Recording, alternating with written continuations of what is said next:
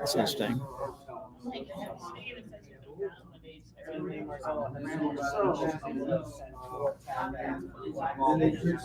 Okay, so if you go to Red Move, if you go to it'll go to your thing right now. Go to your whatever it is, and you go to Red Move. If you go to Red Move, there's two Red Moves. You'll see it there.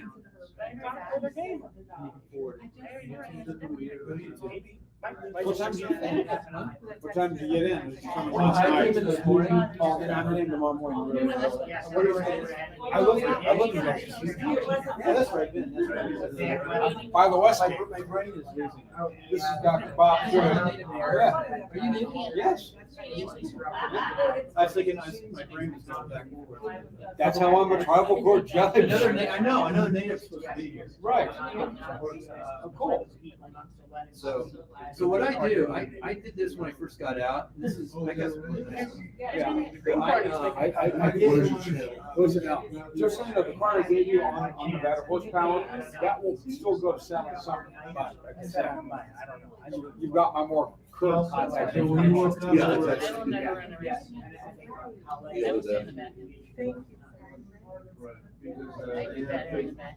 That was the 411. Just heard the text. Just now? No.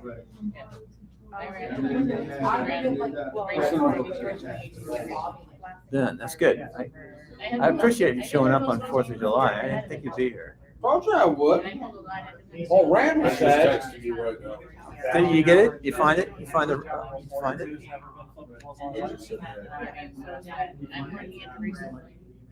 Should put it on the website. 226-4384. One second. What's the red move? Red Move, Nevada. I should be able to go to YouTube. I can't find the red move in that. Go Bill Conrad. Red Move. Just say Red Move Bill Conrad.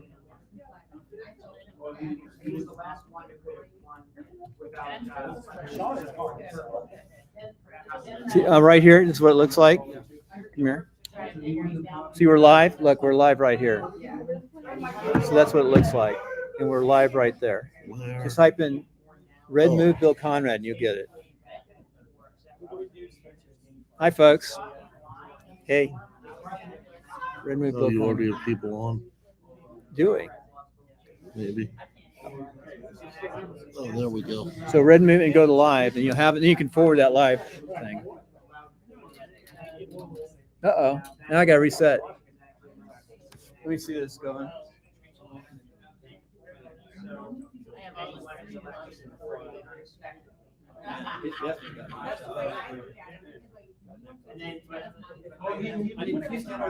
How about, you want me to stand right about here? Stand right, no, stand here. Stand more here. And do it here. Come up a little bit. Stop. Go back. See where you're standing. I need to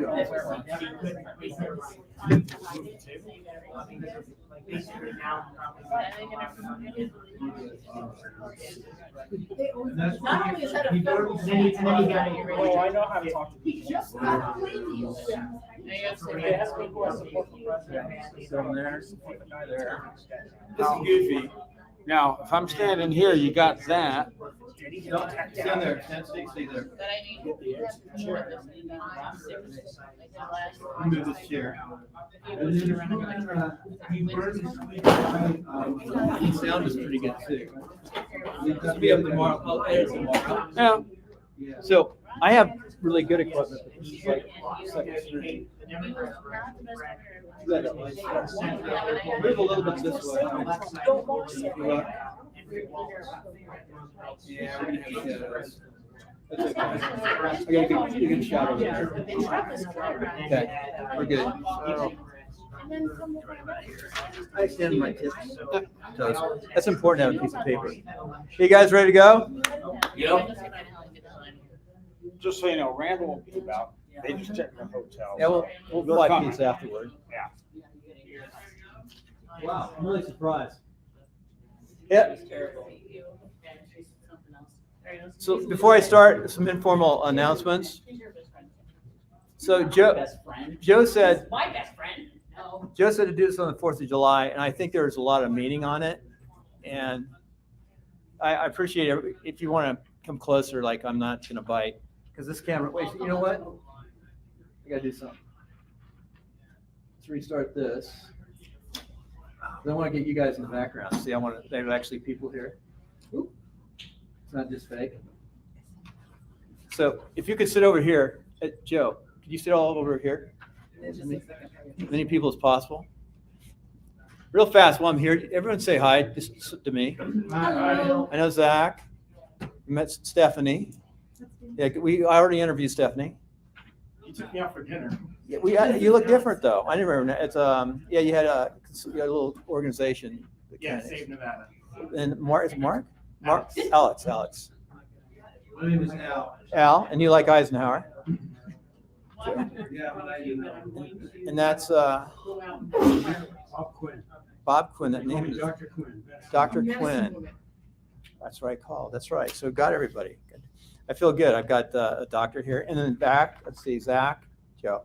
Well, I appreciate it. You guys are special because And Helen. on the 4th, and Helen on the 4th of July. So what I'm going to do today is I'm going to give the first stump speech, really. So it will develop, and you'll see it really improve as I campaign. I was a city. See, we're live streaming, so he's listening to it back there. Oh, okay. So before I start, So we are live streaming too. So this is the informal stuff. Okay, got to turn your volume down. That's 7 seconds away. So I was not tolerating anyone It's interrupting. called a mix minus. You got to do a mix minus not to hear the sound. A couple just admin things. You see these goofy little phone that's up around here. I've actually was playing around with those like 7 or 8 years ago for nonprofits, getting some really good sound. Normally I go into a mixer. I don't use this. I use something a little bit fancier, but Spirit wouldn't let me bring my mixer without paying a fortune. And I've got a smaller one too I would like to bring, but I was up till 2 o'clock last night doing stuff. So running around and we, it's crazy, busy schedule. All right, But we- we're live on Facebook, yeah. Are we live on Facebook? We will be. You can go live now. We can just talk. It's okay to talk because you can always edit. My wife this morning when I got up said I was nuts. What are you doing wearing that? Because he wanted me in a suit and tie and all that, and I got a tie. I said, you're going to Las Vegas, 105, you know. And I like to be really informal. Up in Nevada where it's a little cooler and stuff, I wear Levi's with a nice jacket and like a shirt like this. That's when I dress up. My mountain boots. Where do you live, by the way? I live in Reno, Nevada. I live on the east side. And then I was retired from the military, did professional ski patrol. I'll talk about it. I'm going to try to keep this short, like 10 or 15 minutes. And if anybody wants to stay around and have pizza or go out to eat or something, we can do that. But let me go ahead and start. You ready? Mm-hmm. So normally I have like a clapboard. It's going to get in the mic there. And then these are all seeing me clap. I like that too. So I have a really, folks, I appreciate you coming today here in Henderson at the Republican headquarters. It's the County Republican headquarters. It was really interesting today. Great place to get off the plane and come here and cool down. It's 105 out in Las Vegas, or at least. And you've got some wind blowing, but it's a dry heat. It's dry heat. It's dry heat. So we're actually warm in Reno right now. I think we're 92, 93 today, but it'll cool off at night because the air comes down the hill. Have a great group of people here, and they're going to go through my first stump speech because I'm announcing formally that I'm running for United States Senate in the great state of Nevada. Now, I never expected to run again because before the war I was a city councilman vice mayor, and I'll talk about that later. But it's kind of strange how things work out. I'm really happy, Karen, that you let me run for office because the wife and the spouse really goes through a beating in the family in politics. Running in politics in the West, at least where I've run, is brutal. And you have to take it with a grain of salt and don't take it personally, but you do it for a reason. And it really, truly is war without bullets. So with that said, here is my stump speech.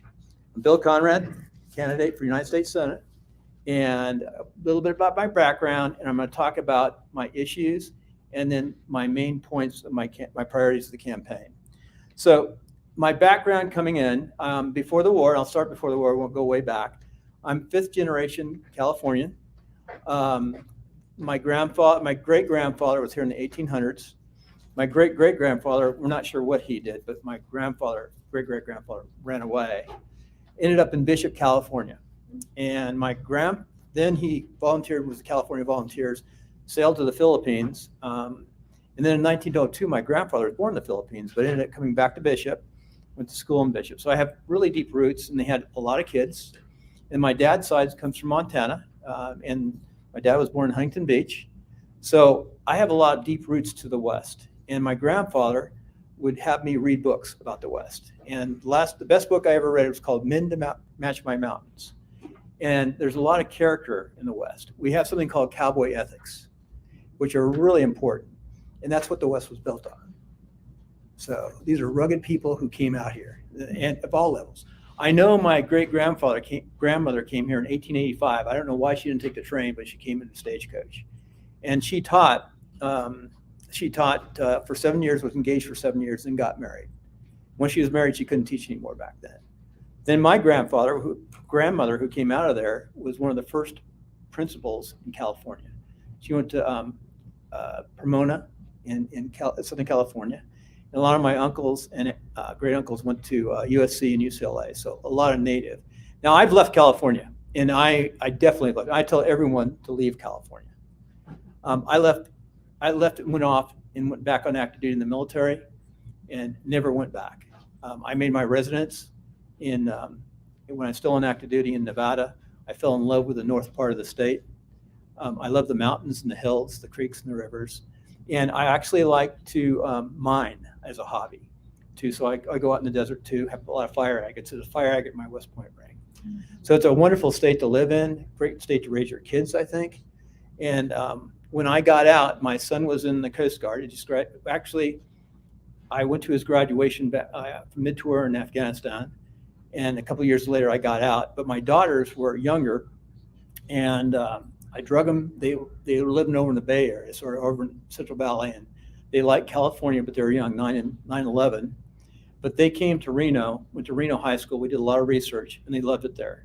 My middle daughter wanted to become a veterinarian, worked with rescue for horses, and used to volunteer. My other daughter, who, by the way, the middle daughter just graduated from West Point last year as a second lieutenant, and she went to Fort Carson, Colorado. She thought it would be like Reno, and said, "Dad, this isn't like Reno." So, and then the other daughter is still at West Point. She'll graduate next year. In fact, she's home right now for a few days, and she's studying kinesiology. But we raised them in Reno. They went to Reno High School, and I'll tell you what, they couldn't have had a better experience from the mountains and the hills, and it was a wonderful place. They used to come down here all the time because they're both in athletics. So one's a diver and gymnast, and my younger daughter was a pole vaulter and a gymnast. But we'd come down here all the time for competition. We actually considered Las Vegas to live, but we sort of balanced it out, ended up in Reno. The only thing negative about Reno, I don't have any family there, and we're very family oriented. Still have family left in California, but a lot of them left California. They're all over the West. Do you have family down here in Las Vegas? No, I don't. I wish I did. My dad was stationed at Nellis for a while, but I have friends down here, and it's kind of interesting. But I still love the state. You know, I love what you can do in the state just to live in You it. said you were a West Point graduate, is that correct? Yes. I'd served 4 tours in Afghanistan. So I'll go, I'm going to tell you about my background as I talk about the points. So if you look at the sheets, I've got 7 points on here, 7 issues. And really, you'll see more as they evolve. We just got our campaign together last week. We could take donations, and I put out a fundraising letter and an announcement for this event for about 2,000 people. So we really got some great momentum coming, and it just started. So you'll see more and more evolve. But going on the points. So the first issue is national security, border security, and fiscal responsibility. Those are 3 issues, but they all tied together, because without fiscal responsibility, you're not going to have a national defense. And without secure borders, you can see what's happening now. So those are the most important things that the federal government should do. And that's what we should focus on right away. And as a senator, I'll do everything I can to make sure that our borders are secure, that we still have a national defense. When I say national defense, I think we're making a mistake right now overseas, because Europeans should be paying more of the war, not us, because that's taking away from our treasure And in Afghanistan, we lost a lot of people. I was there in Afghanistan for 38 months, 4 tours. And I'll talk about that a little bit later. Fiscal responsibility, during COVID, I think we printed about 40% more dollars. I retired from the military. I have a fixed income from the military. My wife still works. I used to work in ski patrol when I got done, professional. But I can see that since Biden's been in power, 15 to 17% of our dollar is gone. So if you make $100,000, that means you, instead of buying 100,000 2 years ago, you can only buy $84,000 to $85,000. So it's imperative that we balance the budgets and we don't print money that's not backed, or we don't cause inflation by overprinting money, that we balance the budget. So they just raised the debt ceiling. And you got to be real careful doing that. Think if they would not raise the debt ceiling, we wouldn't have inflation. The other thing too is we probably would have had a lot more inflation if we didn't do so well the last 5 or 6 years, because we had low energy prices. Our economy was going gangbusters. We're getting a lot of benefits from the evolution of the computer age. And we had production going up so high in GDP, it made it so much better for us as Americans, that as lifestyle. And it was great under Trump in that aspect. And we didn't have high inflation, we had 2%. But I think they made some huge mistakes. These interest rates, my wife is a real estate broker. I'll go and talk about that. And I was 9 years active duty. I was a Green Beret. I went to flight school at 27. I flew in the Air National Guard until the war broke out and I was activated. But during that time, I had design build construction company. And I've seen what's happened in real estate. When they lowered the rates and made them so low forever, they screwed it up in 2006 and 8. They really have screwed it up now. Because what they've done is they made the affordability factor for people to buy their first home. It almost doesn't exist. Now, Las Vegas has some better values, but it's still high. But the first-time home buyer doesn't exist. Instead, you're seeing apartments everywhere, especially up in where I live, up in Reno. You've never seen these apartments, but they're just building massive number of called low-rise 5 units. So they're taking away the ability of that first-time home buyer, the young family, to buy a house. And that's atrocious. But they also did something by having low interest rates forever, made it so no one's selling their house. So they're artificially keeping those prices up by that combination. Rates today are 6 and 7%. It is really hard for somebody to get in a house right now. So that's just what this economy did over the last 10 years, as you can see. And so that brings me to a point of my age. I've seen a lot of things. I'm 66 years old. I thought I'd never run again. But I've done a lot of stuff. I was a Green Beret. I had an A-team. I went to Afghanistan for 4 tours. I spent 31 years in the military, 2 years in the federal service overseas. I've worked for 2 different administrations doing civil military operations in Afghanistan. Worked under Bush's administration, which was night and day. I worked between the State Department and the military as a civil military operations officer. And later I worked in programs under Obama administration. And Obama administration was terrible. I saw a change in the State Department, and I saw failure left and right as they came in. So I've seen a lot in my life. I've also seen in Afghanistan in 38 months, I went to 83 ramp ceremonies. That's when we put someone on a plane because they're dead, because they were killed in action. There's a movie called, I couldn't even watch it till recently, called Restrepo. I was in the unit. I was in the brigade. I was on brigade staff as the S9. I would go out to all the communities with my teams. We would work between the provincial governors and the State Department and the military to build roads, things of that nature. And then I've just seen a lot. And I think those experiences can help me become a better senator. It still gets me inside. There's no doubt that I had post-traumatic stress when I came back. I never tell anybody. There's no doubt. When I did my last tour, when I was done, I was really done. I was a vegetable. I shouldn't say that, vegetable. I sat and studied podcasting, watched YouTube, and first figured out some of these things to get my mind going and work for nonprofits. But I think that experience helps. So I wanted to talk about those 3 issues: national security, border security, and we talked about fiscal responsibility. I think everyone understands we have to have secure borders. We have to have a strong defense. We can't let it go down. And one last thing about defense. My daughter's a 2nd lieutenant. She's in field artillery. She's a 5th chief. She's out forward observer. And I know they can't get the 155s right now. That's the main ammunition for the main tube in the military. because it's all over in both Ukraine, but in Poland, they moved a lot of it forward to Poland, and it's going into Ukraine. Plus, I had an incident a couple of days ago. I know a lot of people, because I work with NGOs, non-government agencies. A lot of people who are civil military operations, like I was in, go and work for NGOs because they know all the systems. I work with the NGOs. I work with refugee control too. And I could have talked about that in borders, and I think I will. So this is my first stump speech, so I might be going around, but I'm going to talk about that. But I was going to say, in Ukraine, we lost some NGOs who are Americans last week. And we're losing a lot more people than you think in Ukraine. It's a lot worse than you can possibly think. War is terrible no matter how you look at it. It's a weird situation. But again, I think that's the Europeans' war. And whatever we should do, we should bring that war to an end. Let me also talk briefly about border security again, and because I want to go back and really make a point. I will have this stump speech down, but this is important. As a civil military operations officer, I was a lieutenant colonel.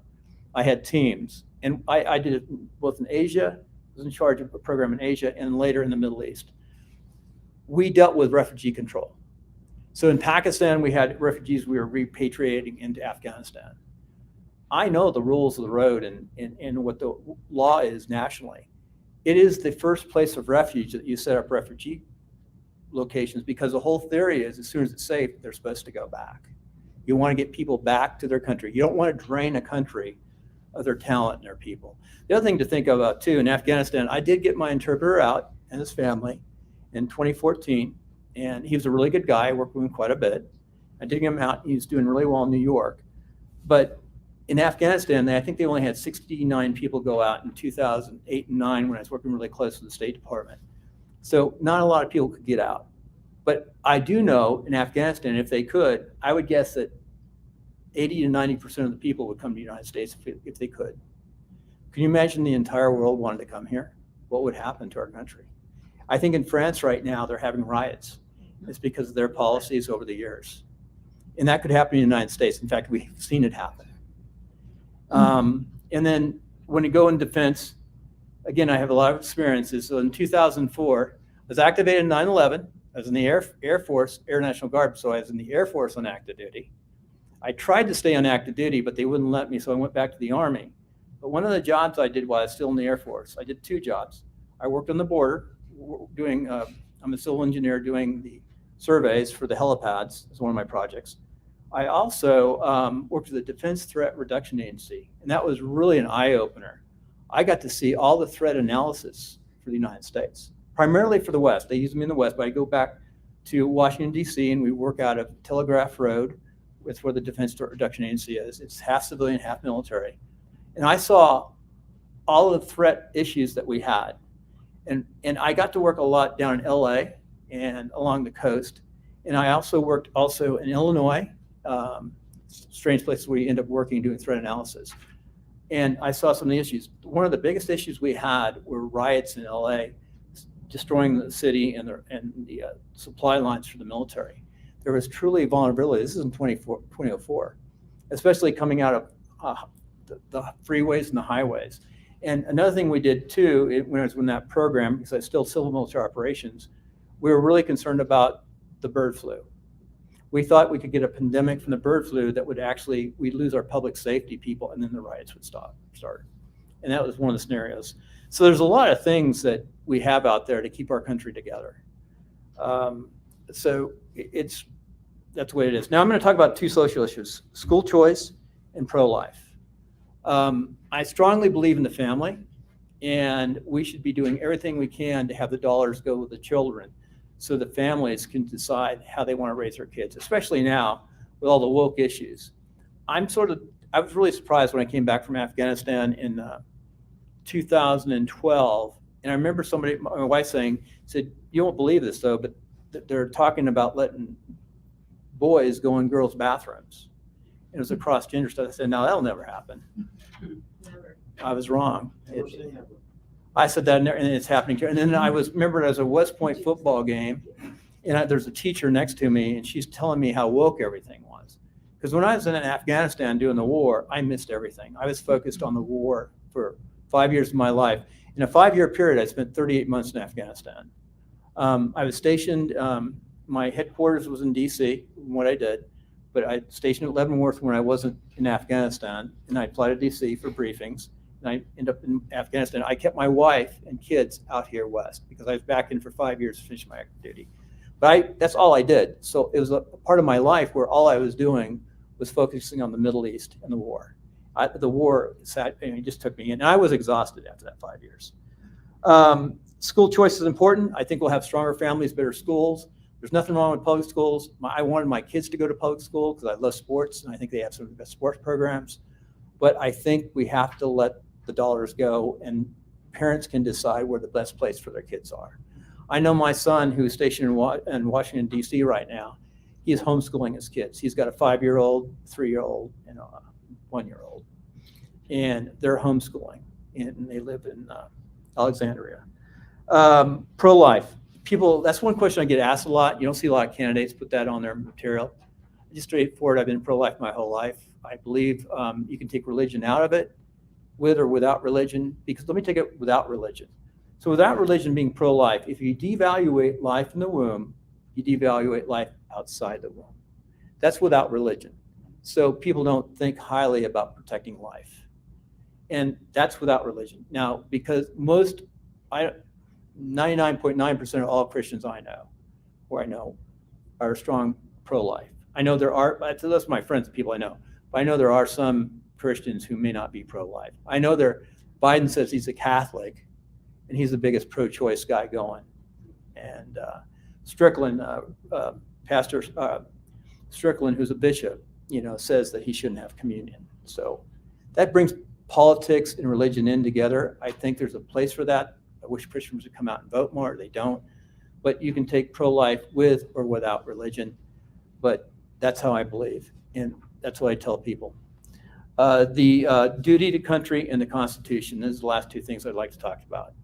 So duty to country, and we're still working these out, but West Point says honor duty country. I've always believed in duty to country. When we talk about country, country is not the government. Country is you and me. It's us. It's the people. But what makes us Americans? So it's about us. It's duty to country. It's duty to the people, the families, and us. It's not the bureaucracy. In fact, the bureaucracy needs to substantially be reduced. And I'll talk about that on my priorities. And then finally, the Constitution. The Constitution establishes our baseline for our laws. And today, as we start this, and this is really neat to start this on July 4th, today. It's, 247 years ago, our country was born today. We made it this far, and we've got to continue to make it. If we keep on going like we're going under the current administration, with the lawlessness of the FBI, this is really bad. CIA and all these agencies and losing our freedoms, this country will not survive in the way we know it now. It might be called something, it might be called the United States still or something else, but it will not survive with the freedoms we have today. We're on the verge of losing those freedoms. And this really isn't part of my stump speech, but reference the FBI and these agencies, they have to be punished. I don't think we need checks and balances. There's about 10 senators I really like. Rod Johnson is one of my favorites. But the FBI needs to be dismantled, and new checks and balances need to be put in place. A lot of people will disagree with that because there's a lot of good FBI people. But at some point, all these low-level people and the high-level people meet, and they didn't stop it. If there's a lot of good whistleblowers coming out right now, and a lot of people came forward, but a lot didn't. Could you work for an agency that does what the FBI has just done?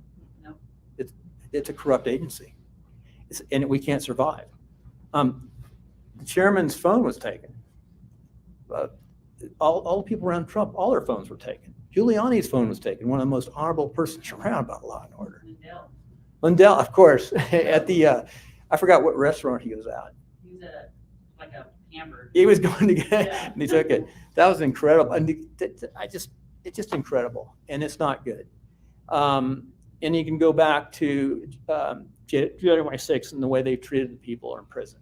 And this is getting off the side in too much detail for what I wanted to talk about, but it just doesn't look right. It doesn't pass the sniff test the way these people who were at the Capitol were put in prison. Something's wrong. And when I go to the Senate, I want to find out exactly what's going on and correct the wrongs. The Constitution is the baseline. Let me talk about my priorities. I love them. It's nice and simple. Beat the establishment. So in my background, I won city council. I've got a really broad spec between. So I was in the Air National Guard. I flew in the Oakland Hill Fire. I really enjoyed doing that. I had design, build, construction. Got to do a lot of neat stuff. Worked a lot of hours, and I ran for city council. Unfortunately, I won. And I was probably backed by the quote unquote establishment at my first run. I was the vice president of the building industry of Central California. And I ran because I was frustrated, and I won.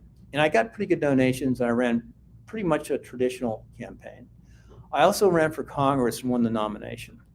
So I've had that experience running and winning. I was not necessarily backed by the establishment. I was backed by Republicans when I won the primary. It was Gary Condit was the congressman I was running against, who was You ran for Congress in this state in Nevada? no, in California, because I was in the Air National Guard at a Moffett Field. I flew rescue helicopters in California. Who was the incumbent at the time? It was Gary Condit. And then 9/11 broke out, and I was running again, and I was activated. I probably would have won if I wasn't activated. And Gary Condit lost because he got in trouble with Chandra Levy, and his intern was missing. But that's life. I went back on, I was active duty. And like I said, later on, I went back in the Army and did all those tours in Afghanistan. But I had experience doing those things. And I think that helps to understand a campaign. And that brings me to when I won re-election as a city councilman, I definitely wasn't backed by the quote unquote establishment, even within the town. I had about a third of my my donations. And I'm not going to mention the name of the biggest person there in town, but one family controlled the whole town. And they had 5 attorneys, and I figured it out. But I had stopped, while I was a city councilman, there was a gun issue. And I was chairman of public safety, and I called for the chief of police to be fired. 5 guns showed up, evidence guns who had destruction, who were supposed to be destroyed, showed up in crimes. And you can't have guns at a police department that's supposed to be destroyed show up in crimes. So you had to investigate and look at it. I called for the chief of police to resign within 2 weeks of that. And I mean, no one liked it. They didn't like that. He'd come from, I can't go into a lot of detail because of the laws, but he'd come from California. He'd been in the Rodney King riots and been responsible for those Rodney King riots. Anyway, called for him to be fired. And when you know it, the supervisors, the commissioners here, hired him to be in charge of all the police training after we fired him. So, and they were Republicans, half of them were Republicans. But anyway, so it's tough. But then when I also had issues, I come from the building industry, and I saw all the games they're playing with building, and then in the food processing industry. And this is Central California. There are some very powerful people. So I ran up against them. So I think I was consistent. And the reason why I think they didn't like me is because I didn't pay any favors. I did what was best for the people, the community, and not for the special interests. And people don't like that. So it's hard in our political system to go against the special interest. You'll see some people get a lot of money, and there's special interests on both sides. And I call it the establishment. So you got that middle, they talk about the great middle person going back and forth. Those middle people, some of them are the special interests. They're controlled by the money of the United States and this corporate money. The only reason that I've saved is that year California had a rule that allowed $250 max contribution. And I got enough contributions from the average person to get me through and win that election for real. And I won it outright, and I did really well. They say I could have probably won mayor if I wanted to. I was vice mayor. But it came out well. But I felt good. Then I started helping other people run for office. And I got a lot of people into office just by doing the grassroots and the basics and telling candidates, don't spend a lot of money. Bill knows this. Don't spend a lot of money. Save your money for the end. You don't have to have a lot of money to win. And even with some of the social media things now, you can do some great things. Watch every dollar in a campaign, save it up.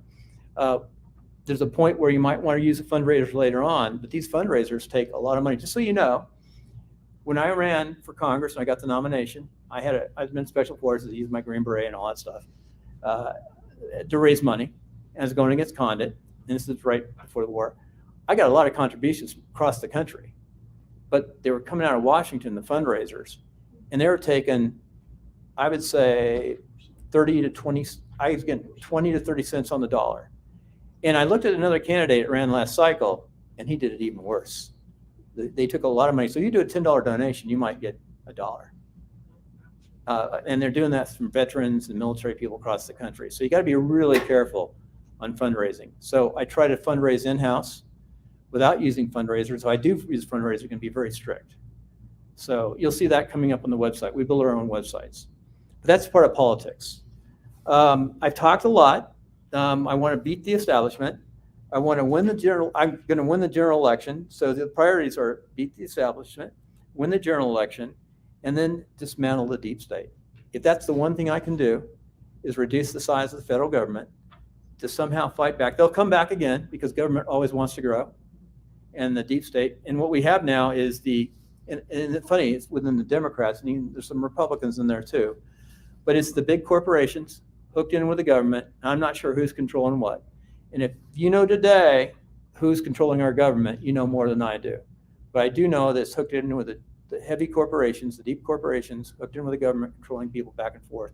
And it probably goes outside our borders. I'm going to finish with that. If anybody has any questions, I'd be glad to question. I want to thank everyone for showing up today. And I feel really good to do this on the 4th of July. So maybe we have another 247 years of freedom in the Republic. So, and maybe we go back to more local control in the cities, the state, and less federal control. Go ahead. We'll make the assumption you would say you get to where you want to be, and you're now what we call freshman center, which is a junior routine. You've got the military background. You're, at that point.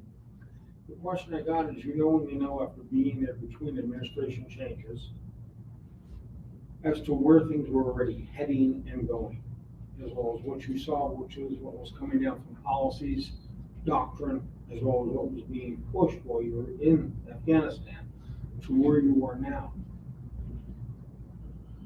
The question I have is, one person can make a difference. I've known that, I've seen that, done that. The question I got is, how do you also take on the party when the party is not pushing the way it should? Well, I never expected to run for office again. And last year at the last minute, I put my name in to see the process in Nevada. It's different than where I was from. And I had on there, leadership. One of my first things is we have to get rid of our Republican leadership in the Senate, period. That's where you have to start. Mitch McConnell can't stay. No, the rhinos have got to go. No. I'll say that right out. All the way down. Mitch McConnell can't stay. It's Mitch McConnell. He controls the money, but he held, with the last election, he held money back from the conservatives. Yeah. See, the issue is Alex Laxalt would have won if they threw money that last 3 weeks. Well, see, the hard part is they say they want the change, but at the end of the day, you see they don't. So Not everybody. Well, I know, but I'm watching it from a couple of different perspectives, and there's got to be, as we say, a segue, because draining the swamp is a lot more so than people realize, and it's gotten more insidious over decades. Yeah. And it's really been ruling longer than people even realize. I like to talk more about the COVID issue. My son sued the Secretary of Defense. My wife doesn't like to say that, but I was very involved about not forcing COVID in the military. They wiped out a lot of people. But it's also not just the military-industrial complex. It's the pharmaceutical industry.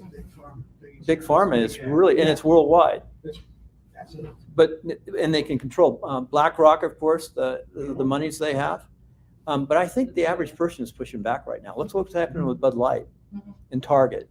A lot of people are pushing back right now, and we're starting to win, and by the grassroots. By the way, my next door neighbor's a doctor on one side, and I know him well, and his trash can tipped over after last week, and he had a lot of family and stuff, and there's a bunch of Bud Light cans coming out. I said, "What are you doing with these?" I told him, I told him, he said, "Well, they weren't mine." Yeah, I didn't want to admit it. But they probably weren't even paying attention. So I thought that was funny. That's a good question, but how do you do that? There's something called the Liberty Index, and I have it on the website for Red Move Nevada, or Red Move. You can see it down there, and it rates congressmen and senators, and there's some really good ones. So if you go in the top 85% above rating, those are the senators and congressmen I want to be like. Rod Johnson's one of my favorite. He's Ron stood. Johnson? Rod, yeah, it's one of my favorite.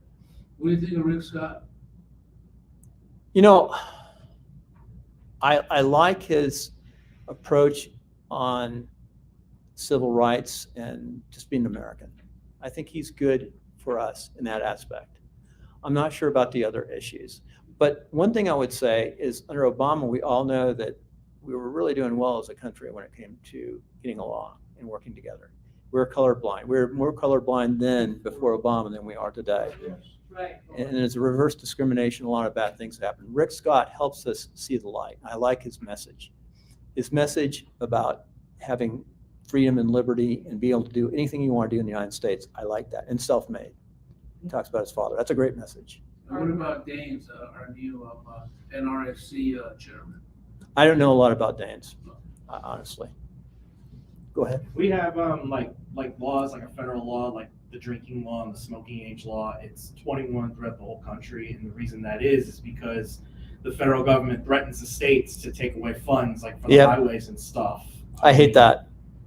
You know, maybe you believe drinking age should be 25 or so. I may believe in no drinking age, but like I think one thing we can agree on is just local control on that. So I was a first lieutenant in Special Forces stationed at Fort Devon, Mass. The drinking age was 18. I was in like heaven. That's the truth. I gotta be honest. I was gonna say, he and I are from the same era where drinking, I'll be honest, you learn to drink at home. Yeah. And at 18, it was. But Yeah, now the government's telling parents, no, you can't do that. I was a cadet. And we- Now you'll get your kids taken away if you don't come Yeah. off their gun. Yeah, but at the end of the day, when Dad and other programs did what they did, they got that sentiment, they got the narrative, and all of a sudden, it's rising. Yeah. And as a paramedic around the streets of LA, trust me, whether it doesn't matter whether you were young or old, DUI is still DUI, creating a mess. Right.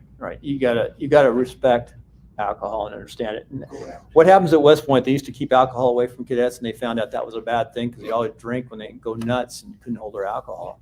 But let me tell you the best thing about the 18-year-old drinking age is I met my wife in a bar in Nashua, New Hampshire when I was a first lieutenant. She was 19. We got married when she was 22. So that was great. Thank goodness the drinking age was 18 back then. The federal government too, out of like California, like their freeways, like California take care of their freeways. Well, the Interstate Highway Act, which was done under Eisenhower, is an interesting act. I think there is some the concept of interstate commerce is good, but it's overregulated. Everything's overregulated right now. Every industry is overregulated. But you have to have some interstate commerce. You talk about airports. I was a pilot in the Army. I flew helicopters. I didn't fly fixed wing. I flew helicopters 7 years. And in the Air Force, I flew too. So I finished up, and I was able to transfer into the Air Force, by the way, because they had a program that allowed me to do it in the Air Guard. And it was really neat. But you have to have some kind of regulation to standardize the FAA, things like that. But you still want to have as much control as possible down to the cities. Like, there's not much in a city the federal government should be doing, other than maybe making sure the airport complies with the regulations. You're going to want to make sure that our waterways are clean between one state not dumping into another state. So you've got to keep that in place. There are places for the federal government, but it should be very small. It should not be big and cumbersome. And they use money in places they'd never ever get away with. It's just that they're taking away that money. And they do that. HUD, let me take an example of HUD. So as a city councilman, almost 6 years, because I was activated, I spent 5 years, 8 months. I got to work up through the chairs. I'm chairman of what do they call it? Communities and homes or something. It's community services, whatever it was. And we had the HUD money. So I got to see how the HUD money goes. Any cities with over, I forgot what I think it was over 50,000 in the United States get HUD money. And we had quite a bit of HUD money, and we'd come back and they'd build apartments and all that. But the HUD money would go out of the statewide taxes, and the federal government would give us back. We are allowed to take 20% off the top of the HUD money to run our local city government. I mean, could you see how inefficient they take the money and they come back and build it? It's just inefficient. It should be done at state and local when all possible. How do you feel about privatizing a lot of services like TSA? Oh yeah, absolutely. Yeah. Yeah, we used to be privatized for the most part, and it's grown. Any government agencies want to grow. Homeland Security is bloated. We created a new organization. Didn't create. Well, 9/11 messed.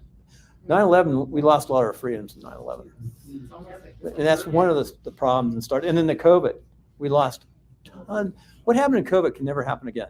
And my wife doesn't like me to talk about it, but I have a site called Old Grudge, which I'll put up, and I fought back. I work in professional ski patrol in the mountains and medical, so I had to do certain things. But my wife hates it when I talk about my son because I tell him to color within the lines. I don't want to bring onto him, but I'm really proud of him, what he did. He stood firm, and it was. Let me just tell you one last thing in the military. The COVID was EUA, emergency use authorization. It's absolutely against the law to force a COVID shot on a soldier. Absolutely against. It's against the law. Yeah, and the reason why they said they could do it because they passed something called Comirnaty. Comirnaty is made in Belgium. It never made it here. It never made it here, and it wasn't. Why isn't there a liability on the vaccines? There should be. Everyone should be. Yeah, we're missing that. That's part of the balancing act. Everyone likes Kennedy, I think, here probably. What he's saying about the vaccine. I know a lot of things here. On vaccines, Okay. he makes a lot of sense. That's why everyone has good points. Not everyone's perfect. There's things you're not going to like about me. I hope you like enough to vote for me and then go win. Nice. Yeah. You know what? I think that was great. I think they're trying to tell me we should close down the live feed. I probably said I don't want the FBI to take my phone. I did have the other thing. I had a TSSCI, so I'm all scared to death all the time. I have to watch what I say still today.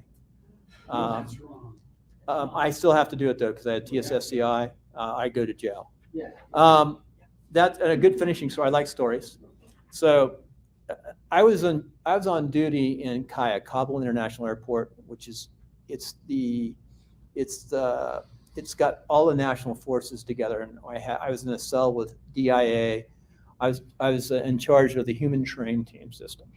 I did 2 more years as a GS-15, and I couldn't take it anymore. It was too much Obama, and I saw terrible things. But anyway, I was on duty that night. I saw everything in Benghazi. I saw everything. And for the second time in my life, I knew the President of the United States and the government was lying to the American people. I can say that. I knew. Now, first time, this is interesting too. You know how you were sort of there?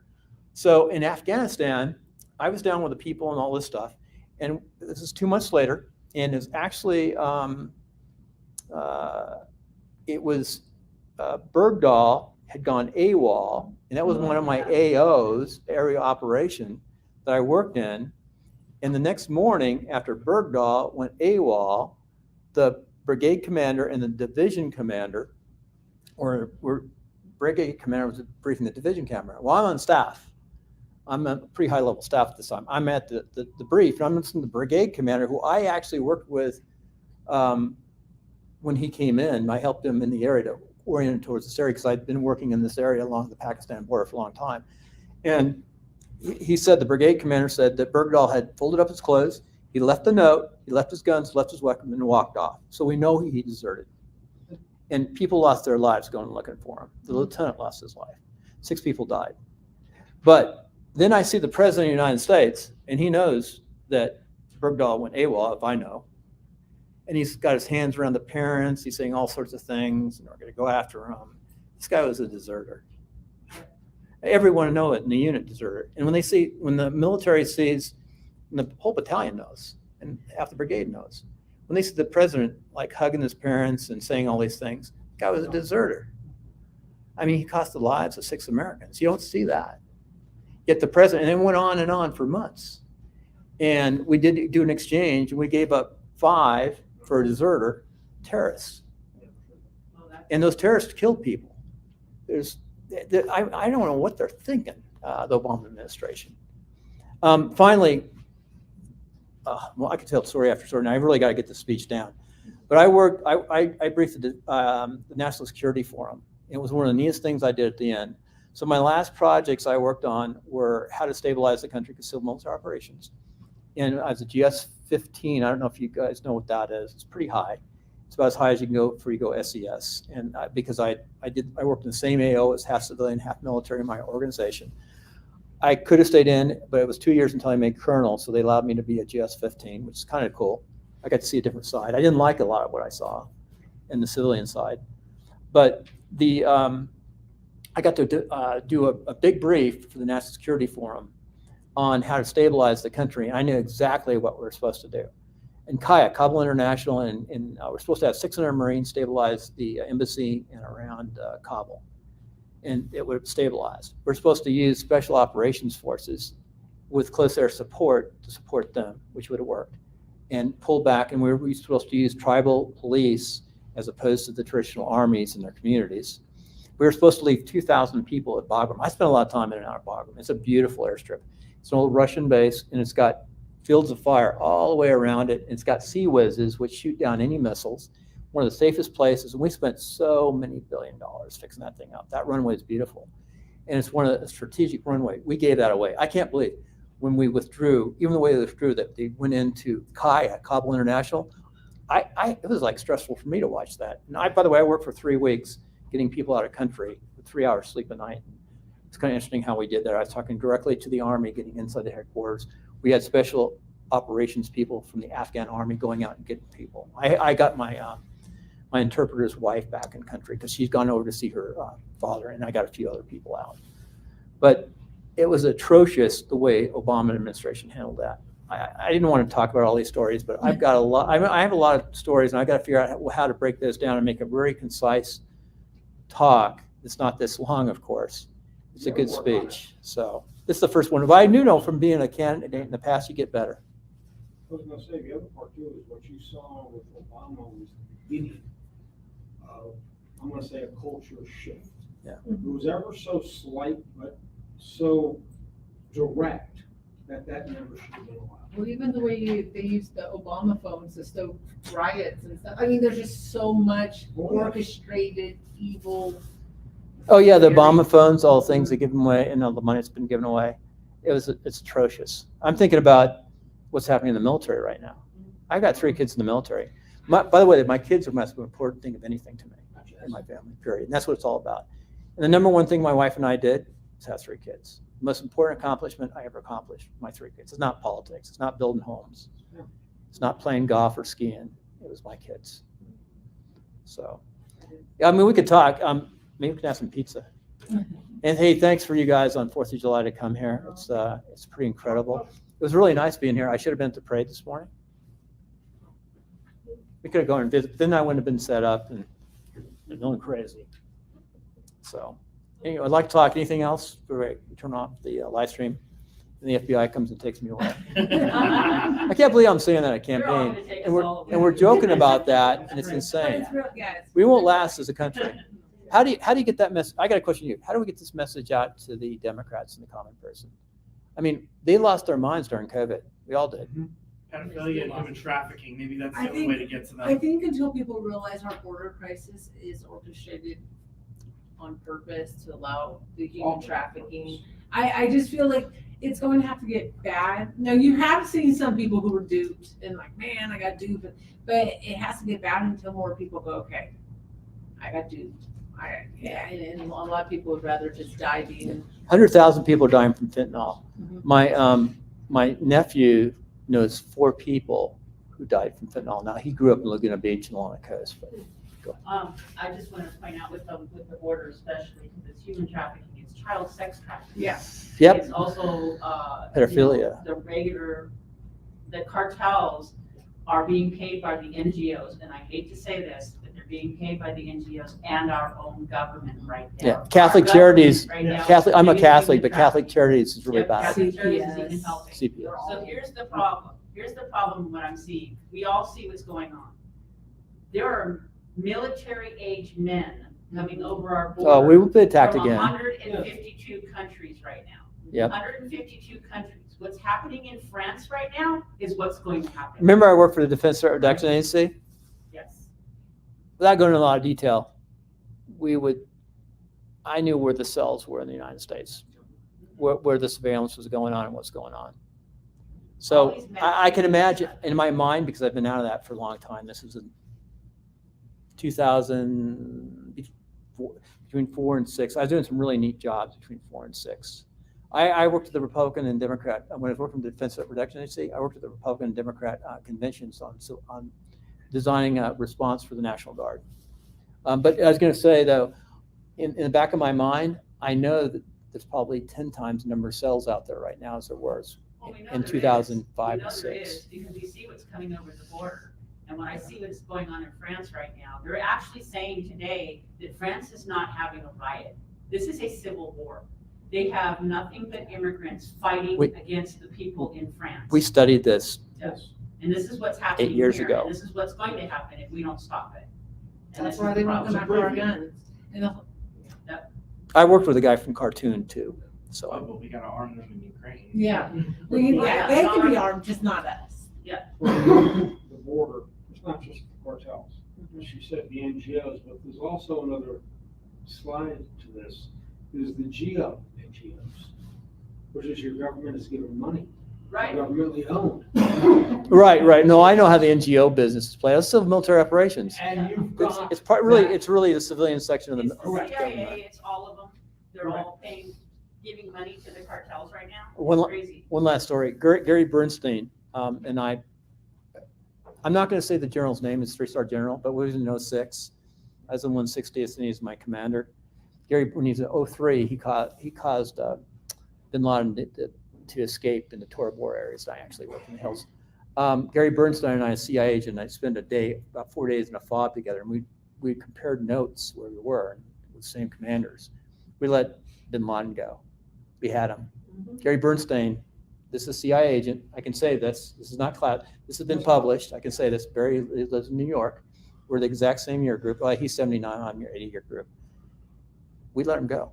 And Gary, it's in his book. He wrote a book. Dereliction of duty? Is that what it was? Because I read a book, Dereliction of Duty. Yeah, It there's- was written by one Anyway, that- military veteran. So I know somebody firsthand who had him. There's 2 CIA teams that had bin Laden. Well, the other part, when you look at bin Laden and where things are at, I think we also need to roll the hand of the clock back to that IMF report and what was being done in the 80s.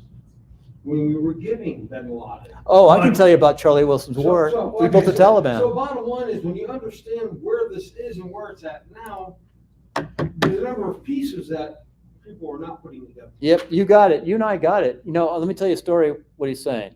So it's something called Charlie Wilson's War. If you ever watched the movie, they took $500 million. Doesn't seem like much today, but it was a lot back then. The Saudis matched it with $500 million, and it was the Wahhabi sect that they sent out into Pakistan to build the madrasas, which was the Taliban. So we created the Taliban by trying to fight the Russians. And that's what created the Taliban, which it came back on us. You never hear it. It's the first time I've heard somebody say that. That's what happened. And we created it. So action, reaction, we created the Taliban. And in I think it was 98, because I was in Jalalabad, because I talked to the people firsthand who were there. The Taliban had got had these Hiluxes, white Hiluxes, Toyota trucks, and they were from 16 to 19-year-olds, most of them. They all had AK-47s, and they came across en masse and just killed everybody. And Jalalabad was the first province they took over, and I was stationed there later on. I talked to people firsthand who saw the terror. And I saw terror over in Afghanistan. It's not pretty. I saw in one of my districts, 2 women were pulled out of their homes, 19 and 23 years old, and executed by the Taliban in front of everybody. My home was 4 kilometers away from where I was. And I was a civil affairs officer at that time. It was under the Obama administration. I tried to push that up, and they covered it up. Our side covered that up, incident up. They didn't use it, didn't report it, but I saw it. I saw it firsthand. I saw the leftover. And we had people who had these things. They had iPhones back then. They had little cameras. And that, by the way, just so you know, Afghanistan, they don't have phone lines. They have smartphones because everything is on the towers, because they just don't, because they work. They set them up and they work. So everyone can record stuff just like us. And you see, but they don't get out. I don't know how. Although I did see some things go out, but these didn't get out somehow. But I saw them. So anyway, there's a lot of stuff. One thing you'll see, and I've got to get this down, I have a lot of experiences in my life. I guess one of my coaches said, you're a jack of all trades. I went to Special Forces. I went to, out of West Point, I went to the Infantry Special Forces, went to flight school, went as a captain, Ranger SF. I transitioned in the Air National Guard and flew in the Oakland Hills Fire and flew and worked and started a construction company. I got elected to city council, vice mayor. I ran for Congress. I experimented. I helped people run for office. When the war broke out, it completely changed my life. It devastated my business, though. I missed the very best years. My wife did well with her real estate, but I was gone a lot of the time. But if I had to do it again, I don't think I'd change anything. So it's good. We talked a long time. I got to really, I'll take this and hone it down. I could throw stuff at me. Happy 4th. Happy Fourth. Enjoy the fireworks tonight. Yeah. Anybody want to stay for pizza or do anything?